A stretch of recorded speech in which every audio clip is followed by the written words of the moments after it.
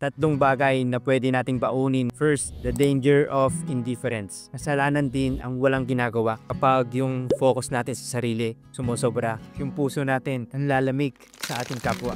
Pangalawa, a call to action. Ang kwento ni Lazarus, hindi para sabihin na okay lang na mahirap ka ngayon. Hindi ganun yun. God is calling us to act. Magbigay ng pagkain sa nagugutom, magbigay ng pagkakataon sa mga kapos, at gumawa ng konkretong hakbang para makatulong. At ang pangatlo, build the kingdom now.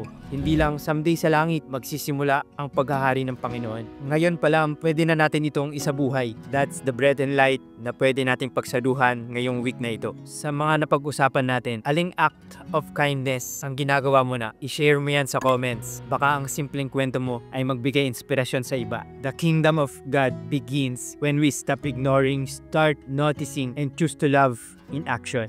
Jesus, King of mercy, we trust in you.